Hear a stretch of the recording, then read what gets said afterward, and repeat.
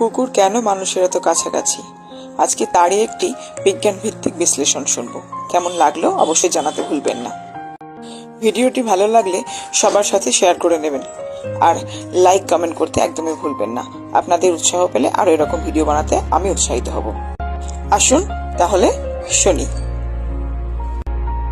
মানুষের ইতিহাসে এমন কোনো প্রাণী নেই যে কুকুরের মতো এত গভীরভাবে মানুষের জীবনের সঙ্গে জড়িয়ে গেছে। আগের দিনে কুকুর শুধু একটি পোষা প্রাণী নয়, বরং অনেকের কাছে সে পরিবারের সদস্য, বন্ধু, এমনকি মানসিক সঙ্গী। কিন্তু প্রশ্ন হলো, কেন কুকুরই মানুষের সবচেয়ে কাছের প্রাণী হয়ে উঠল? এর উত্তর খুঁজতে গেলে আমাদের যেতে হবে হাজার হাজার বছর আগের বিবর্তনের ইতিহাস, জিনগত পরিবর্তন এবং আচরণ বিজ্ঞানের গভীরে। প্রথমত, কুকুরের মানুষের সঙ্গে সম্পর্কের সূচনা হয় প্রাগৈতিহাসিক যুগে। বিজ্ঞানীদের মতে আধুনিক কুকুরের পূর্বপুরুষ হল নেকড়ে।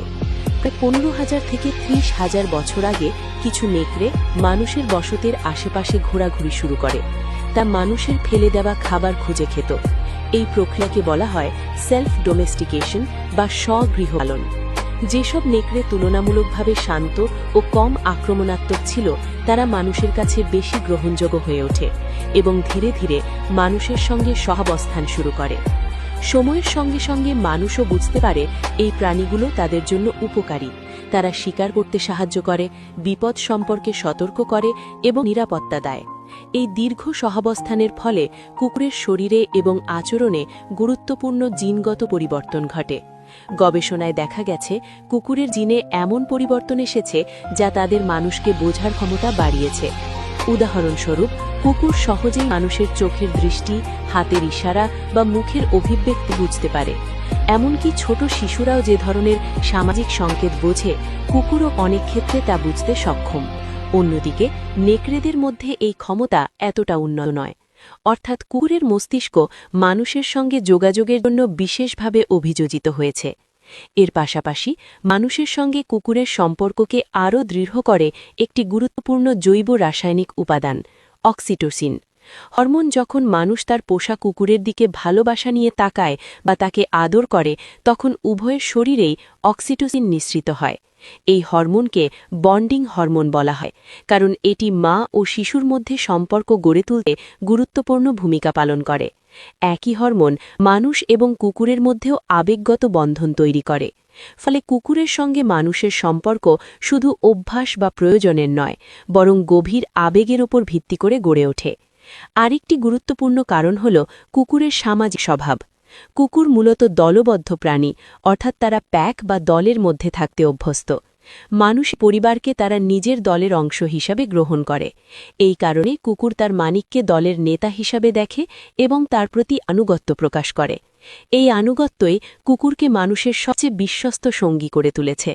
মানুষের নির্দেশ মানা, তাকে রক্ষা করা এবং তার সঙ্গে সময় কাটানো সবই এই সামাজিক প্রবৃত্তির ফল।